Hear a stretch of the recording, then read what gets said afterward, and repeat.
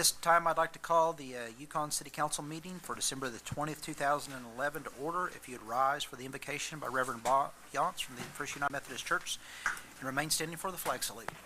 Let us pray. O loving God, whose word so very long ago became flesh and truly dwelt among us all, tonight we pause in this Christmas season to remember the birth of our Savior, the Savior of the world and the Lord of each of us. We gather to remember his birth and to be moved by it. As well, we gather here to do the work of this community. We pray your blessings upon the City Council, upon those who govern all of us in this community. We pray your blessings upon those who live here, the citizens of our town, and those who work for our common good. We pray that love might prevail, not just in our community in this Christmas season, but that peace may truly come to this world, and in those places where there's conflict and war and hunger and human hurt, that your grace and your love might truly make a difference. I pray your blessings upon those who have been elected tonight to serve and make decisions on behalf of this town. In the name of Jesus, amen. I pledge allegiance to the flag of the United States of America and to the republic for which it stands, one nation, under God, indivisible, with liberty and justice for all. Call the roll, please. Alberts. Here. Fairbank. Bradway. Here. Smith. Here. Maxey. Here. Next item is presentations and proclamations. There are none this evening. None tonight. The next item is the visitor section of the meeting. This is an opportunity for persons who have a non-agenda item that they would like to discuss with the council. If you would come forward at this time, state your name, your address, and your business.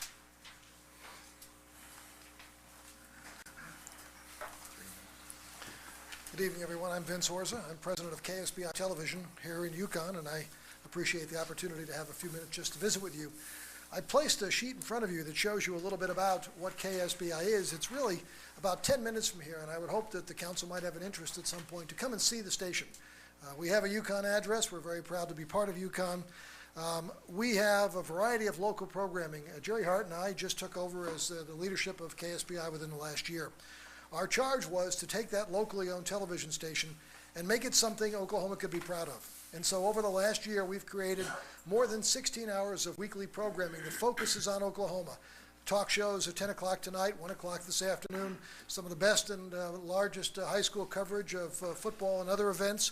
We have a program on Wednesday nights called Mind Games, which is sponsored in part by the Chickasaw Nation and the OERB.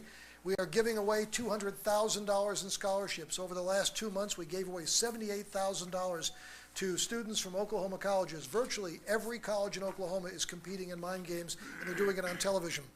As you know, if you're a great athlete in Oklahoma, everybody knows who you are. If you're a smart kid, you're a little less visible. We've started making the smart kids visible. We do dog shows on Saturday morning, a bunch of outdoor shows, all featuring Oklahomans. We do the rodeo Opry from the stockyards. We are Oklahoma. We employ about 50 people. We do a couple of $1 million worth of business. I bring all of this up because we are carried on Cox, and I know that at some point you're going to be looking at your Cox contract. Cox advised us, since KSBI no longer has the Thunder, they don't have any interest in carrying our station anymore as part of their system.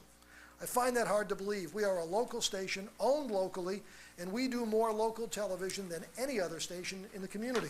We don't have a news department anymore. We are local entertainment, local sports. We are Oklahoma. And Cox has told us the decision was made in Atlanta. I find it hard to believe that Atlanta tells Oklahoma what to watch. More importantly, they blame the problem on bandwidth. Well, Cox carries, I believe, in Oklahoma City, I'm not sure here in Yukon, 4 stations that carry pornography.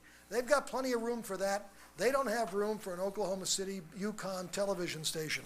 So I'm asking for your help as that discussion becomes in front of you to visit with Cox about how in God's name they possibly could say that an Oklahoma-based television station on a system you've given them a monopoly to operate doesn't really fit into their system.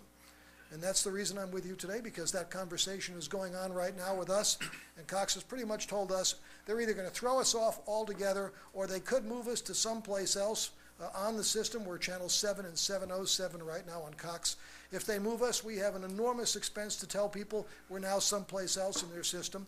If they take us off altogether, we lose audience. That means we lose ratings. That means we lose revenue. That means we probably lose jobs. And in fact, the whole station could be in jeopardy. So I wanted to at least put that in front of you because I know you are going to be hearing about it. And as you might expect, I'm not going to sit quietly and let Cox push around our television station. By the way, we've spent $1 million over the last year. That station is now fully HD. So we've really invested aggressively to make it a great local public television station. We don't have a network. We are local. We operate 24 hours a day, 7 days a week, and we give you more of Oklahoma than any TV station in the city. Any questions I might be able to answer for the council?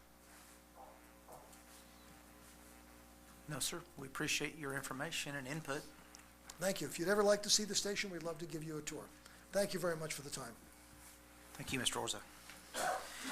Any other visitors that would like to discuss a non-agenda item with the council this evening? See none, we'll recess as the Yukon City Council and reconvene as the Yukon Municipal Authority. The first item is item 1A on the YMA consent docket. This item is placed on the agenda so the Yukon Municipal Authority by unanimous consent can designate those routine items they wish to be approved by one motion. If an item does not meet with the approval of all authority members, that item will be heard in regular order. The city manager recommends a motion to approve A, the minutes of the regular meeting of December the 6th, 2011, and B, payment of material claims in the amount of $227,247.65. Do I have a motion? So moved. Second. Discussion? Discussion? Call the roll, please. Smith? Yes. Alberts? Yes. Maxey? Yes. Bradway? Yes. The next item is 2A, that's to present, discuss, and consider accepting the fiscal year 2010-11 Yukon Municipal Authority Audit Financial Report as prepared by CBEW Professional Group, LLP. So Mayor, if I could. Yes, sir. Our auditor is here this evening, along with our city treasurer, to make a presentation. So whenever you're ready. Okay. Do I have a motion, Mr. Bradway? Gave a motion. Well, that's fine. I think we need Yeah, you need. the motion in a second, so we can have some. Motion by Mr. Bradway. Do I have a second? Second. Mr. Smith. Discussion. I think it'd be appropriate now. Just by way of introduction, our auditor, Chuck Crooks, is here. He's a partner with CBEW Professional Group, and as Grayson said, he's here to make a brief presentation about what they do and what they've done with us this year. Yes, thank you. I'm Chuck Crooks. I'm with CBEW Professional Group. We're out of Cushing, Oklahoma, and thank you for the opportunity to do your audit this year. Brief presentation, so I don't know if you had a chance to look at it beforehand. Did anybody have any questions of me before I said anything? This right here, I'll go ahead and tell you, this is an unqualified opinion report, which means Hearing. there are no qualifications on the report. The financial statements presented here present fairly the city of Yukon, okay? So this is what would be considered a clean report. I believe in the past, like last year, I believe you had a qualified opinion because of the OPEB liability, and which is included in this year's liability, and Grayson took care of that and made sure we got that liability included within this report this year. The other thing here is we have another report in the back, and that addresses internal control and compliance. If we found any internal control or compliance issues, you would find those findings in the very back of the report. There are no findings. We didn't mention any findings that we had, so they are not reported here in the report itself. So therefore, you had a clean internal control and compliance area. Now, as far as internal controls go, we do test internal controls. We do not render opinion on internal controls, but we do test internal controls. We'll go from the fact of testing your expenditure process to we'll also test all your payroll processes, making sure everyone's getting paid according to contract. We look at accrued compensation. We look at even possibly ghost employees, just checking, make sure that no one is being reported incorrectly or somebody's been created. We also go to the effect of looking at revenues during the year, and by revenues, one area is utility billing. We make sure that you're billing the proper rates and the proper rate structures, those things that happen. And then if you build it, we're actually checking to make sure you collected it. And then if there's any differences, we may chase down those differences, whether they may be because you have possibly written somebody off, you had increased an AR, or somebody had an incorrect billing, so you had some adjustments. So we may chase that down on that fact. We also look at capital assets. We make sure that you've reported capital assets, then we turn around and we'll go find them, make sure that they do exist, so that you're not just saying that you purchased them, they actually exist. We try to test all different areas. We don't just bother Michael or even Doug. We go to different departments. We talk to people from the police department. We go to the municipal court building. I mean, as far as testing tickets and revenues from tickets, we went out to the parks department and discussed their controls on the cash that they receive, the monies they may receive, and how it's reported and how it flows through.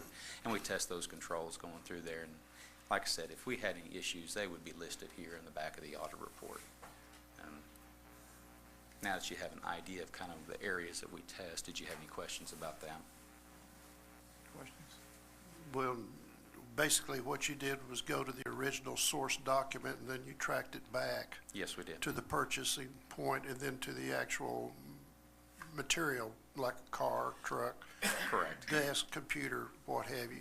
You found no deficiencies or no errors in that chain. No, we did not. Okay? So as a clean report, you don't have any suggestions? In our exit conference, we discussed some suggestions with Grayson Okay. and Michael, and they've already implemented those little changes. They weren't necessarily big things, that's why they aren't mentioned here. Okay. Just kind of some small items that we felt, well, maybe you should take this step, and they have already taken those steps from what I've understood. So, we always find something. I mean, obviously, that's what we're here to do. We're here to try and find something, so we always have something to suggest, so. But If you didn't, we might be a little disappointed. That's right, that's right. Any other questions? he handled everything in the exit conference and it was agreed to at that time. Well, that's fine. Okay. Thank you, sir. We appreciate your All report. right, thank you. Any further discussion? Call it, please. Alberts. Yes. Bradway. Yes. Maxey. Yes. Smith. Yes. Excuse me. At this time, we'll adjourn as the YMA and reconvene as the Yukon City Council. The first item is the consent docket. This item is placed on the agenda so the City Council, by unanimous consent, can designate those routine items they wish to be approved by one motion. If an item does not meet with the approval of all council members, that item will be heard in regular order. City manager recommends a motion that will approve A, the minutes of the regular meeting of December the 6th, 2011, B, payment of material claims in the amount of $535,504.86, C, payment of invoice 7987 in the amount of $26,964 to Trian Design Group for the Piedmont Road from Main Street to Northwest Expressway project to be paid from the Oklahoma Escrow Account Fund. D, moving the City Council meeting scheduled for Tuesday, July the 3rd, 2012 to Monday, July the 2nd, 2012 in order to avoid a conflict with the tribute to the Veterans Ceremony. E, the medical disability retirement of Nancy Poteet. F, setting the date for the next regular City Council meeting for January the 3rd, 2012, 7 p.m. in the council chambers of the Centennial Building, 12 South 5th Street. Do I have a motion? Motion to approve. Second. Discussion? Discussion. Call the roll, please. Maxey. Yes. Bradway. Yes. Smith. Yes. Alberts. Yes.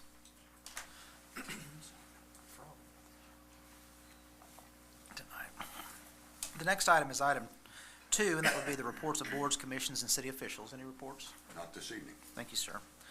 The third item is consider approving resolution number 2011-12, a resolution authorizing the calling and holding of an election in the city of Yukon, Canadian County, Oklahoma, for the purpose of electing one council member from Ward 3 and one council member from Ward 4 for a 4-year term ending in May 2016. So moved. Second. Discussion? Discussion? If we voted this down, then there wouldn't be an election and Bob and I'd just stay, right? Yes, and we'd save a lot of money. All right, let's, Any meaningful discussion? Call the roll, please. Maxey. Yes. Smith. Yes. Alberts. Yes. Bradway. Yes. Item 4 is present and discuss and consider accepting the fiscal year 2010-11 City of Yukon Audit Financial Report as prepared by CBEW Professional Group LLP. Do I have a motion? So moved. Second. Discussion? Further discussion? Call the roll, please. Bradway. Yes. Smith. Yes. Alberts. Yes. Maxey. Yes. Next item is 5, consider approving an expenditure of funds in the amount of $51,933 for the repair of the composition roof on multiple city buildings to be paid from insurance reimbursement funds and awarding the bid of the repairs to Preferred Roofing as recommended by the Community Development Director. Mr. Mayor, like to make a motion to deny. Do I have a second? A second? Mr. Maxey? Do I have a second?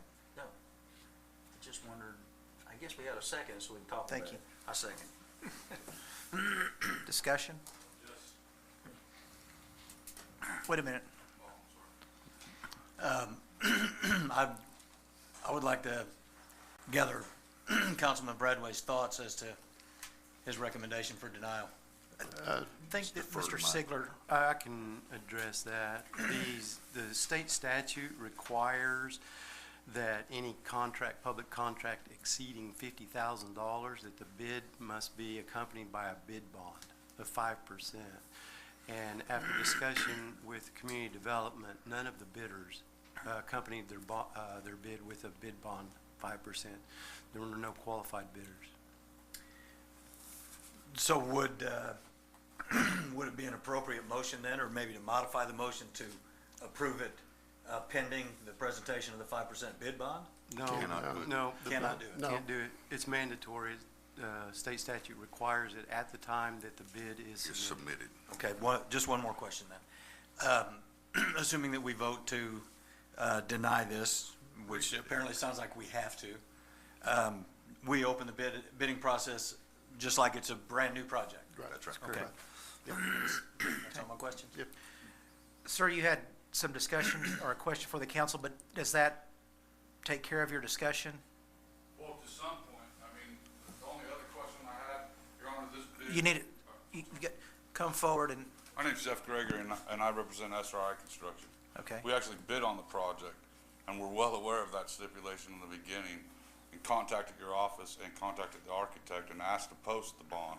Said it was not necessary on this project because of the size of the project, not the cost part. The other thing, sir, is we were the lowest bidder. We also, and Mr. Smith can probably attest to this. Okay, sir, Table.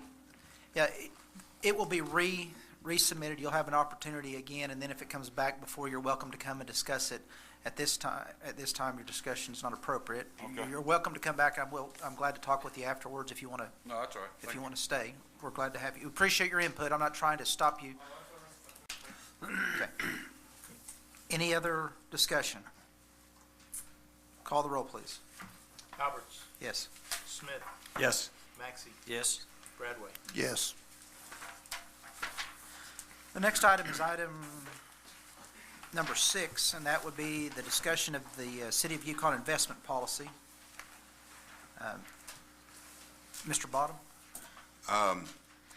We presented for your review at our last meeting an investment policy that had been prepared. Since that time, 2 weeks ago, legal counsel has reviewed that policy, made certain suggestions, and the policy, those suggestions basically were to change a few words and make them match throughout that time. We are satisfied at this point with the investment policy as written. And here tonight to talk to you about the development of the policy and what the policy means, if you have any questions, is our financial advisor, Russ Meacham. Michael, do you have anything that you'd like to present before Russ talks to us or answers questions? Russ?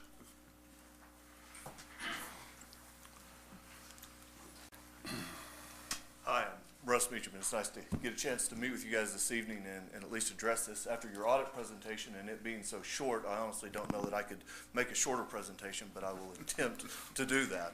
We do like auditors that don't like to talk a long time, so that is good news. This investment policy kind of goes with one of the things that we had talked about related to the audit. You know, we have an internal control report that goes at the very back of that audit. One of the requirements within there is to look at the various aspects and the various things that go on within the city. We're very easily addressing our cash receipt control cycle. Cash receipts, whenever money comes in, and how we account for that as it comes in. We've got our cash disbursement control cycles in place. We've got fixed assets taken care of. Under 34, we had to go back and look at really maintaining what were those investments, you know, those investment in assets, and tracking those things and putting them where they needed to be. One of the policies going through, you know, and looking at the city that is not in place and that we really haven't necessarily addressed, and Michael kind of has those questions every once in a while, is, well, what do I do with this cash that's sitting there? You know, with the $8 million of unrestricted funds that we have sitting on the books, how and where and in what places can I put that? Well, when those questions come to me, my first answer is, well, what has council authorized? What has the board said that you are able to do with those funds?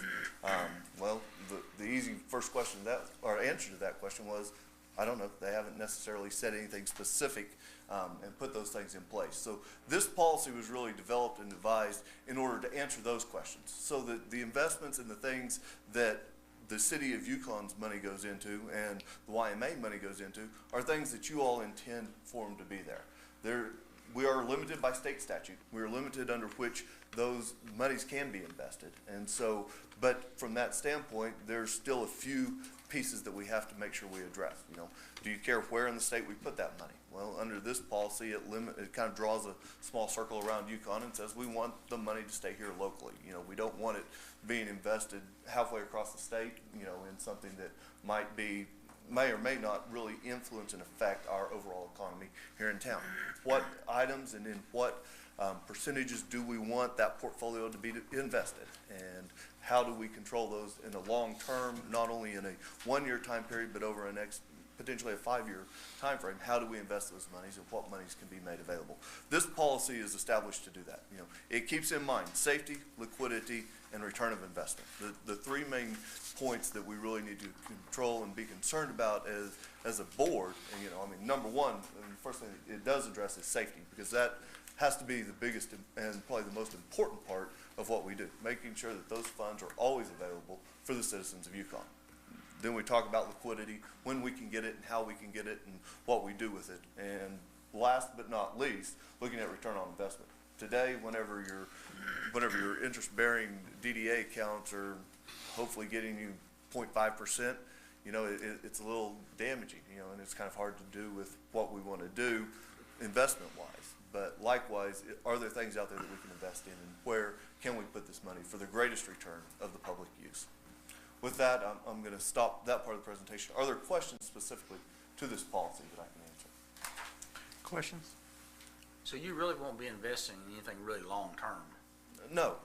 More than likely, you know, you'll be within 1 year investments. You know, if we end up with some bond proceeds or, you know, those kind of things, which we have to worry about arbitrage, and so I'm not going to address all of those issues there, but, you know, long-term financing projects, you know, we might invest over an 18-month or 24-month period based on what our cash flow projection is for when the use of those funds are going to be. Those investments actually are presented to our city treasurer and then overseen or decided between he and Mr. Bonham, our city manager. Is that right? Oh, exactly. No, these all start with Michael and start with in his hands as to where and what he wants done with those monies. This just kind of gives an overline and an overview of where he can put them, you know, and the various groups that are authorized by the state already. So legislature's already authorized these, but it's just kind of your all's preference as to how they and in how much which tranche is invested. Okay. Now, on all your short-term money, are you compounding that money and putting it back into the next transaction? We're not spending it. It's just all compounded, short-term basis, reinvested liquidity. And that's what we're after, and that's what we're about. Am I correct? Ladder out, but don't get so far laddered out that we don't have good liquidity. Okay. And always looking finally at the return.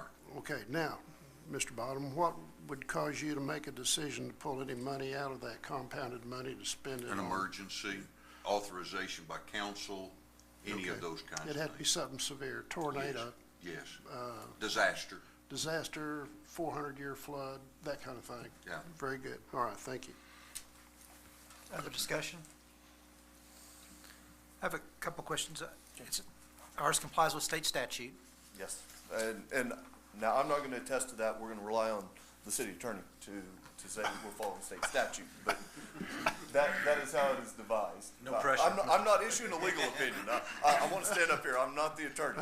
Related to too many of them, but not one of them. So I'm not giving you a legal opinion on that. I will look to the city attorney for that clarification. Yeah, we're looking to him for that, too. It does. I spent quite a bit of time looking at the statute and the Constitution and different laws that relate to this, and it complies. Mhm. Well, the most important thing is, at first, it has to be legal. That's right. And is ours similar to others you've been involved with, other communities you all work with? Yes, matter of fact, this investment policy that you all are looking at here started out at the city of Norman, has been implemented at the city of Clinton, city of Perry, O'Keene, Winoka. Watonga has not adopted it yet, but yes, other municipalities have adopted this format and where it is. But I will give credit, the first origination of this started down with the Normans. Is there anything unique about the policy for Yukon, and should there be anything unique from city to city? The only thing that would be unique is if you turn back and look as far as the investment percentages to maturity. Under Section 8, the maturities and diversification section, looking at where you really want those numbers going. We've essentially set these at minimum numbers. So these are breakouts that really give as much freedom as possible to Michael and to Grayson as far as what they do. But if you were going to do anything, I would turn around and look at those maturity schedules, specifically on the minimum sides. If you wanted to maintain immediate liquidity within the policy, and that was one of your concerns, I don't think it should be, but if that was one of your concerns, you would look at, as far as the maturity there in that first table, in the 0 to 1 years. Right now, we have a minimum of 10% setting in that maturity table for 0 to 1 year maturities.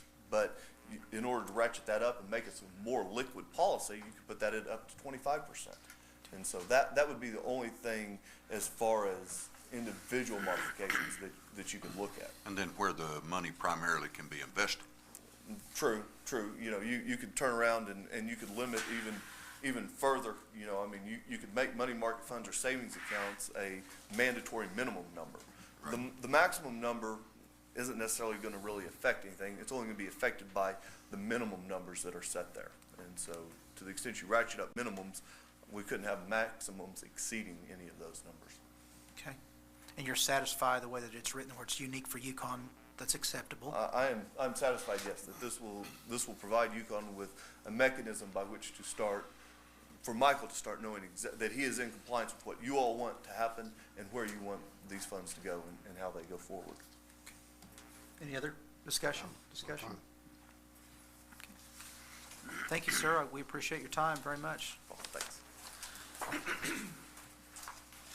The next item is discussion item number 7, and that is the City Council Code of Ethics. Mr. Smith, I'll call on you if you want to start with that discussion. Well, yes.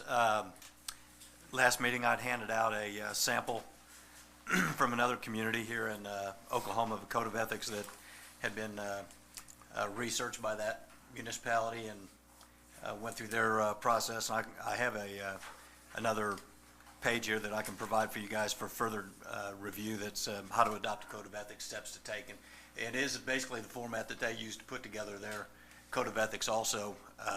I've read this thing 20 times, trying to pick it apart and see what would be a negative. In my mind, there is no doubt that we should have a code of ethics for our city council. In reading this, I tried to pick it apart to see if there was anything that would not stand up or be reasonable for a city our size and a council of 5. And I think it's very, very reasonable in the way it's written. Of course, we all had copies to maybe edit, and I'd like to hear any thoughts that you guys may have put together over the last couple of weeks. But I think it's fairly accurate and would be fairly easy to implement. And I believe that we need it. Yeah, I read it.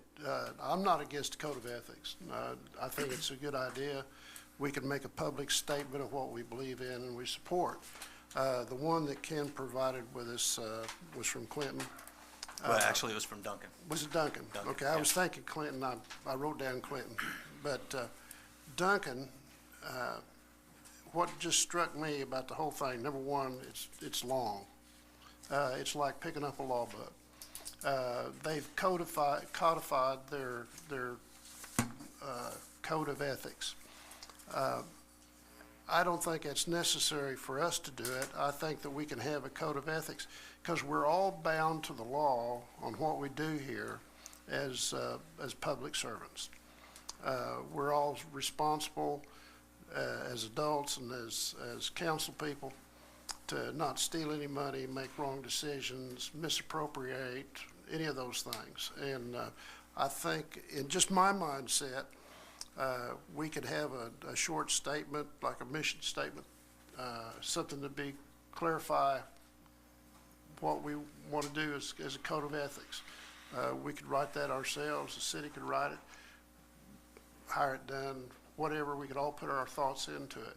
But when you say statute, line, verse, substation, subtitles, things like that, that's for the lawyers. And we're up here on the council, and I would think that we would just have to say what we believe in, what we're going to do, and the people have to take our word for it, and we're going to stand by what we say we're going to do. Mr. Maxey? Well, I have nothing against code of ethics. I think we probably all acted pretty ethical at times. Yeah, no, Hold on, Mr. keeping Smith, in mind. Mr. Smith, hold on. Okay. Let's have some. But I see nothing wrong with it. Okay. I don't see anything I'd want to change about it. This is the lawyer and me coming out. So I've done some research. So I brought, and I meant to get this together quicker, and I didn't get it. I had my intern do it today. So there's one for Doug and one for Grayson, Dwayne, and Ken. And what I did is I think that you can never be too ethical. I think being ethical is very important.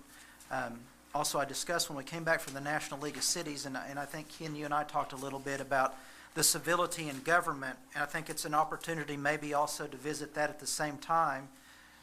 There's some articles that I provided here from there was actually a resolution that was passed by the National League of Cities regarding civility in government and being kind and cordial to one another and working together. And it seems to me that can be woven in with ethics. And then there's an article of the National League of Cities. And then as the lawyer in me, we take a loyalty oath, and my loyalty oath that I signed is included in here, and so is our oath of office.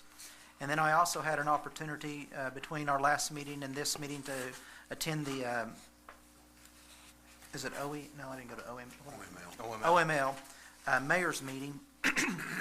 And Mustang has a code of ethics, so I asked that it be included in the packet. So I've just taken some information and put it together, and here's some additional information that I would like to see us consider as we work through this process and put together a code of ethics or a resolution for civility. The idea with the National League of Cities on this resolution for civility in government was to have a nationwide proclamation night, I think in 2012. So, but that's some of the research that I did.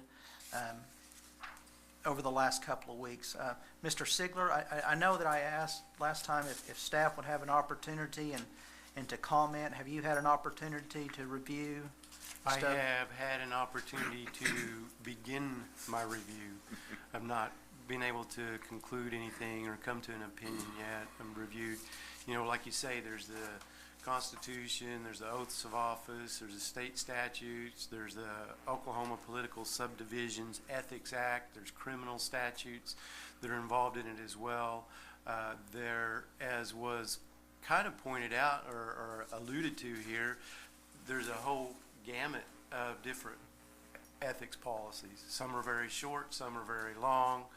They incorporate different concepts even. So I apologize that I've not concluded that, but I have begun. Okay, Mr. Smith, did you have other? Well, yes, just a little bit. And I'm first, let me start by saying that I appreciate and respect the thoughts of the other councilmen and their willingness to consider implementing a code of ethics, because I do believe it's important. And as far as complying with the law, which is really the root of any code of ethics, would be what's legal and what's not legal. Yeah. And if you'll notice in the sample that I had provided, of course, our priority would be one of the headings: comply with the law.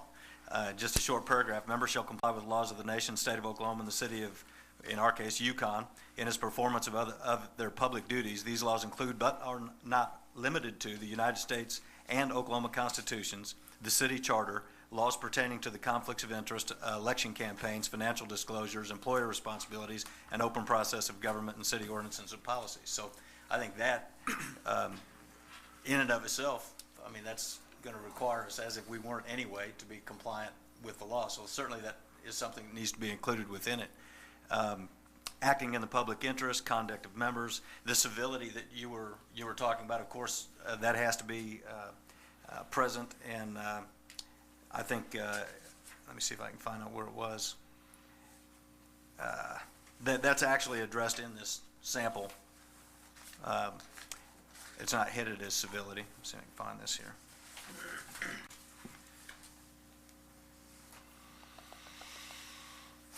Well, I'm sorry, I'm looking past it now, guys, but it's, we've read it, we know it's in here.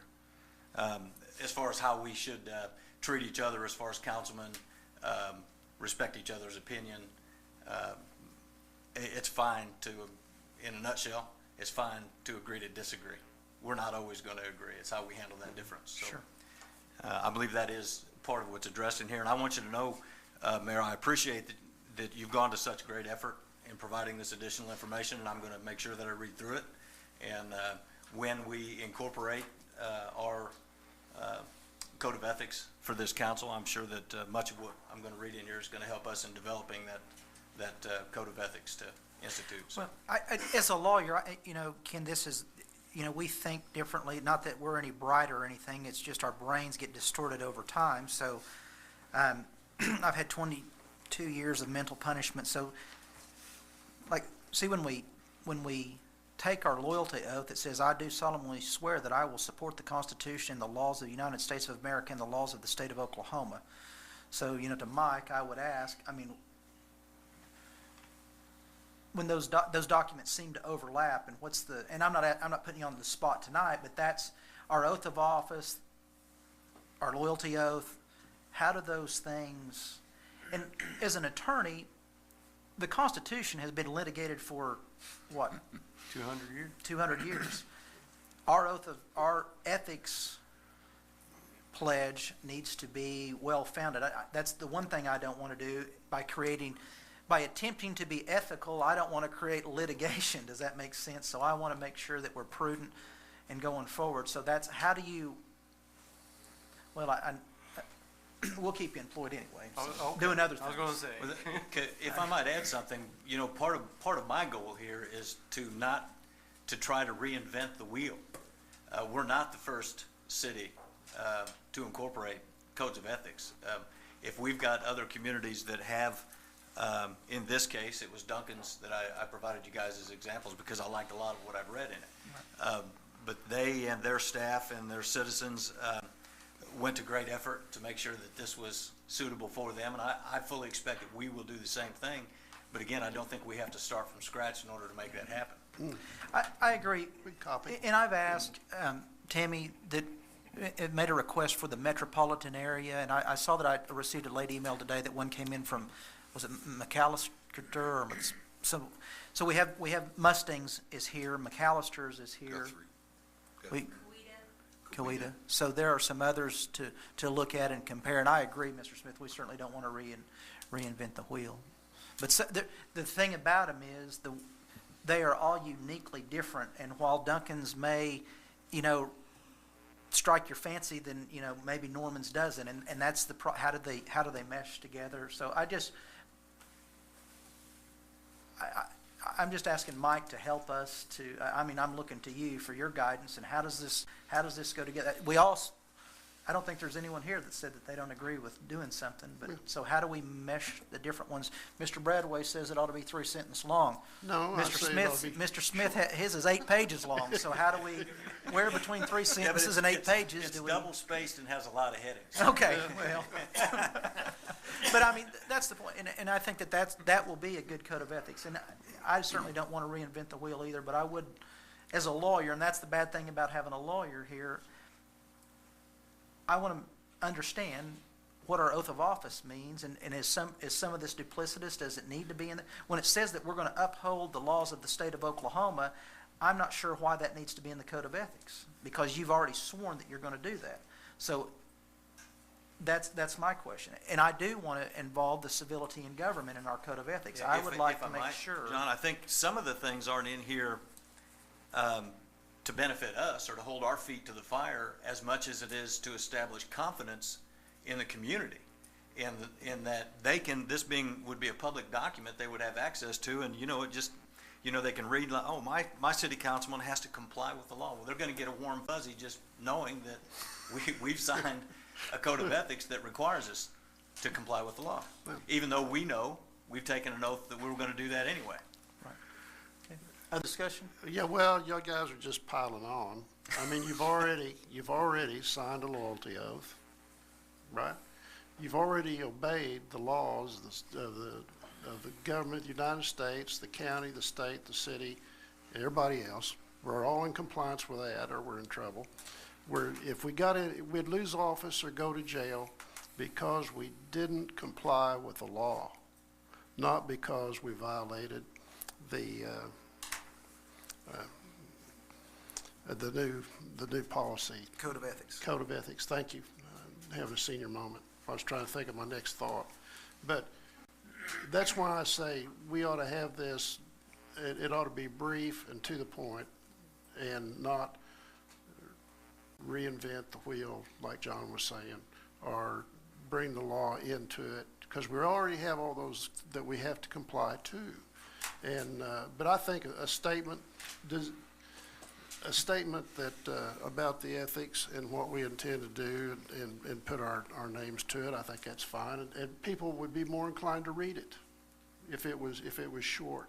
It would mean to them. But you give them a bunch of pages like this, and they're not gonna read it. They're not gonna pay. They're just gonna let it go. But if it's short and sweet and on one page, and we can all live within those boundaries, and it means the same thing as these 8 pages, I'd think that'd be the way to go. Mr. Sigler, do you have a timetable? How should we proceed from here? Do you have a recommendation this evening? I would think that because the next meeting is so close to the first of the year, and we've all got staff that are going to be off, that the meeting after that, I would be able to make some type of recommendation. Second meeting in January. Meeting in January. Would that also be a time there may be a draft of some kind that we could review? If you'd like for me to prepare a draft, I will. I think I'd like to see one, an edited, maybe a condensed version of what we've provided here. Let's define condensed. Not 3 lines. I think that, we'll rely, my opinion would be, I would like to see your version, and I don't know how long it'd be, but I think you've heard what we have to say tonight. There's a 30-page limit on the brief. He's doing this by the hour. I would hope that it would not be 30 pages, Mr. Sigler. No, and for the record, the sample that was provided has 18 different categories. And I don't think there's any doubt that some of those categories, as opposed to being deleted, could be consolidated. That would definitely shorten it up some. Right. I think it's probably wordier than it would have to be to say the same thing, but And then- I thought it was a good starting point. Yeah, and you don't know what burr they had under their blanket when they wrote that. You know, they have their own issues in their own town, and like we do. Yeah. So- And Mustangs is 4 pages long, just barely over 4 pages long. See, And, you're getting closer. well, but anyway, any other different discussion from anyone? Seeing none, let's move to item 8, which is the city manager's report. None this evening, Mayor. We would have new business? No new business. How about council discussion? Mr. Bradway? Yes, sir. Could I get you all to provide me with the costs that we pay into ACOG on an annual basis? You sure can. I'd like to have those for the next meeting, if we could, please. Absolutely. Thank you very much. That's all I have this evening. Mr. Maxey? Nothing this evening. Mr. Smith? Yes, briefly, I'd like to congratulate the city and all its employees for this time of year that they make so special, as if it's not special anyway. There is always something to do in Yukon related to the holidays, and I feel bad for those that missed Sounds of the Season last week. That was an excellent show. The talent level was just outstanding. The turnout was good. If you haven't been a part of that, by all means, try to make that part of your Christmas season. Also, the Shop Yukon. I don't know how many watched that earlier today, but I've got some approximate numbers about the additional monies that were spent in Yukon directly as a direct result of Shop Yukon. And this is information provided by the merchants themselves. The goal was $1 million. It was missed by a whisker. They reached just about $958,000 in additional sales for Shop Yukon. So kudos to our local businesses, and kudos to the citizens of Yukon for shopping here. And I hope it becomes a habit on a year-round basis, as opposed to just during the Christmas season. Keep your money here at home. And that's all I have. I have a couple of things. I was trying to look on my cell phone. Just on the way up this evening, I received a phone call. It looked at the caller ID, didn't recognize who it was. All right, I'll answer the phone. And it turns out that it was a call to compliment Mitch Hort and his staff about how well they worked to help open a new business that needed some last-minute things that were done. So, anytime you take a call as a council person, I hate to say that probably the majority of those are not people that are happy about something. They have an issue. But I complimented the gentleman and thanked him that he took the time to call and to thank us, and he did. He sent me an email with a letter, and I just wanted to, Mitchell's here tonight, but we have some really great staff, like Ken said here, that it makes us look good. It makes this job really easy, and Mitchell, I appreciate you and your staff and everyone else, and that rolls over into the park and everything that Ken just said. As an older dad, I have a 4.5-year-old. I've ridden around that train several times. The fellow that drives it, he's always pleasant. He's always happy. He loads us up. Doesn't matter how cold it is. Doesn't matter how long the line is. I offered to give him a break the other night. Told him I grew up on the farm, probably could handle driving that little tractor around for a minute. If he wanted a break, said, no, I'm fine. And he kept on driving. So, and Grace and I received a thank you at church the other day, because you had sent a letter to some of the residents apologizing for the problem that the traffic might be caused with the lights and things like that. So I've received several compliments. The Sounds of the Season, like Ken said, I had many people stop me as I was leaving saying, this is one of the best ones ever, and I would agree with Ken. I've been to many now, and it was one of the best ones ever. I mean, honestly, I know I say it all the time, and I'm a homer. I'm an OSU Aggie, and I'm a homer for them, and I'm a homer for Yukon. I mean, what a great place to live. It's just awesome. It is. And I mean, it's because of you all, and I sincerely appreciate it. Tammy, I mean, you always I email you, and I say, I'd like to have this stuff, and, I get back. It comes right away. So, and Grayson and everyone, I just really appreciate it. We're very blessed to have you all to make us look good. And I know that this code of ethics is going to work out. It will, just because we're a great city and we work well together. So we had a chance again. We were hosted by the Yukon Police Department for a dinner this evening that City Council was. It was excellent. It was catered by Hensley's. It's great food. I'm happy to be the mayor. Thank you. Merry Christmas. No other, nothing else before the council. We stand adjourned.